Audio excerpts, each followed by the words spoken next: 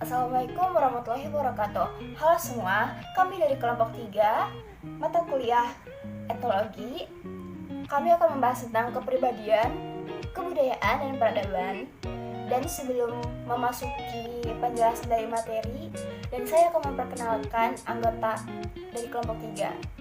Yang pertama itu ada saya, Ika Putri, dan ada Farel Sadataya, ada Rafairos, ada Prasarita, dan ada Rega Rifadis.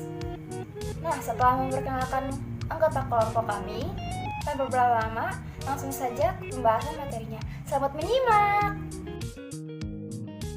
Saya akan menjelaskan tentang kepribadian. Yang pertama, pengertian kepribadian. Secara umum, kepribadian menyeratkan kemungkinan tentang bagaimana seseorang akan bertindak atau bereaksi di bawah keadaan berbeda. Masuk ke secara spesifik, kepribadian adalah semua corak perilaku dan kebiasaan individu yang terhimpun dalam diri seseorang dan digunakan untuk bereaksi serta menyesuaikan diri terhadap segala rangsangan, baik dari luar maupun dari dalam. Perilaku dan kebiasaan ini merupakan kesatuan fungsional yang khas pada seseorang. Kenapa dapat dikatakan disebut khas? Karena setiap orang mempunyai kepribadiannya masing-masing. Perkembangan kepribadian tersebut bersifat dinamis atau tidak pasti.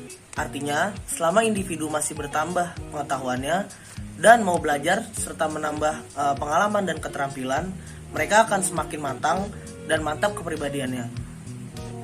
Nah, kepribadian mempunyai 3 irisan, yaitu ciri, karakteristik, dan sifat. Dari 3 hal tersebut, itulah yang mempengaruhi atau dapat dikatakan ciri khas dari tiap individu seseorang.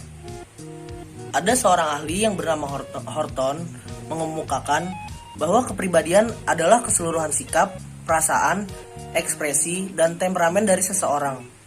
Nah, sikap, perasaan, ekspresi, dan temperamen itu akan terwujud dalam tindakan seseorang jika dihadapkan pada situasi tertentu.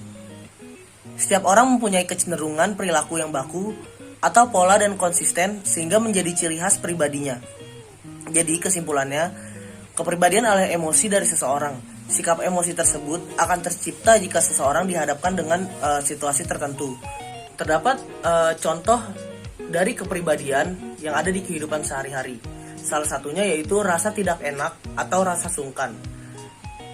Misal, kita ingin bertanya ke orang, tetapi tidak enak karena sudah ada pikiran bahwa orang tersebut akan tidak merespon atau tersinggung. Sebetulnya itu hanya asumsi liar yang keluar dari pikiran kita saja, karena rasa tidak enak tersebut sudah menjadi kepribadian kita, yang dimana rasa tersebut muncul dikarenakan hal tertentu yang terjadi di masa lalu. Kepribadian juga bisa dikatakan terdapat konsep sebab akibat. Lalu selanjutnya unsur-unsur kepribadian. Unsur-unsur kepribadian sendiri terbagi menjadi 3, yaitu yang pertama pengetahuan atau science, yang kedua perasaan atau feeling, dan yang ketiga dorongan naluri. Pertama, saya akan membahas tentang pengetahuan atau science. Pengetahuan manusia sendiri bersumber dari pola pikir yang rasional, yang berisi pemahaman dan pengalaman mengenai berbagai hal yang diperoleh dari lingkungan di sekitarnya.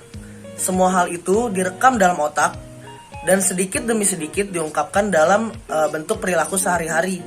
Unsur ini yang cenderung lebih banyak membuat perubahan pada kepribadian seseorang.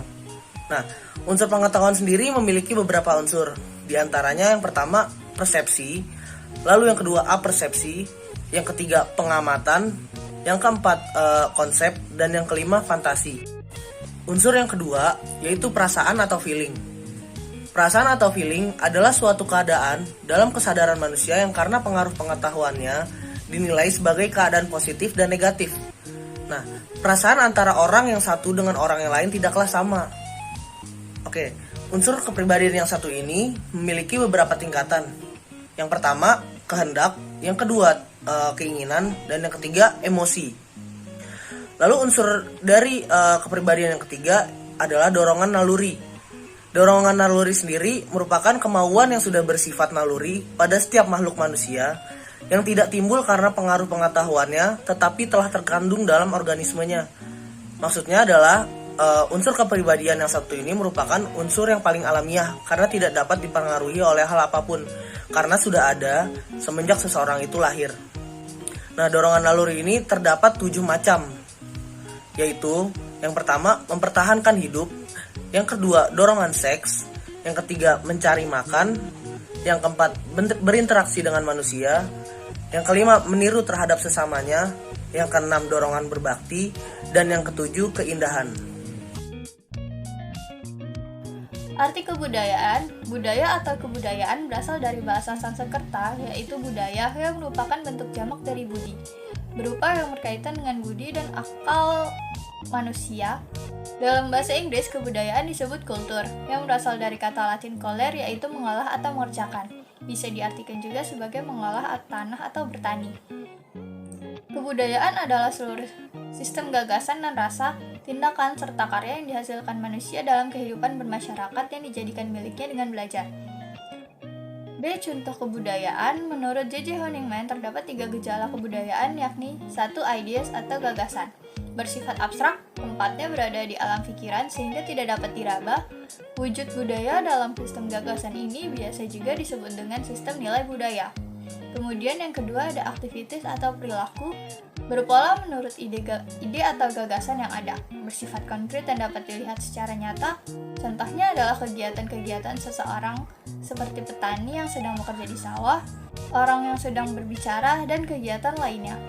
Kemudian yang ketiga ada artefak atau benda hasil budaya, bersifat konkret, dapat diraba dan difoto, merupakan hasil dari kebudayaan yang disebut kebudayaan fisik, contohnya piramida, tembok Cina, menhir, alat rumah tangga seperti kapak, perunggu, dan juga gerabah. Kemudian yang C ada unsur kebudayaan. Blockhaus membagi sistem kebudayaan menjadi 7 unsur kebudayaan universal, yaitu 1. Sistem budaya, 2. Sistem pengetahuan, 3. Sistem kekerabatan dan organisasi sosial, 4. Sistem peralatan hidup dan teknologi, 5. Sistem ekonomi dan mata pencarian hidup, 6. Sistem religi, dan yang terakhir 7. Kesenian. Kemudian yang D ada proses pembudayaan. Proses pembudayaan dapat melalui proses-proses antara lain proses internalisasi, proses sosialisasi, proses akulturasi, proses difusi, proses akulturasi, dan yang terakhir proses asimilasi.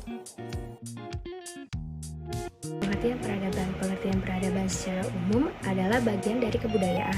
Pengertian peradaban atau civilization menurut bahasa adalah keadaan menjadi penduduk yang memiliki kemajuan berarti dan juga lebih baik. Lalu ada pun beberapa ciri-ciri dari peradaban. Yang pertama adalah pembangunan kota-kota baru dengan tata ruang yang baik dan indah. Lalu yang kedua, sistem pemerintahan yang tertib karena terdapatnya hukuman dan juga peraturan. Yang ketiga, berkembangnya beragam ilmu pengetahuan dan teknologi yang lebih maju seperti astronomi, kesehatan, bentuk tulisan, arsitektur, kesenian, ilmu ukur, keagamaan, dan lain-lainnya. Dan yang terakhir, masyarakat dalam berbagai jenis pekerjaan, keahlian, dan strata sosial yang lebih kompleks. Lalu, apa sih wujud dari peradaban? Wujud dari peradaban menurut Konjaningrat adalah sebagai berikut. Yang pertama ada moral atau nilai-nilai dalam masyarakat, hubungannya dengan kesusilaan.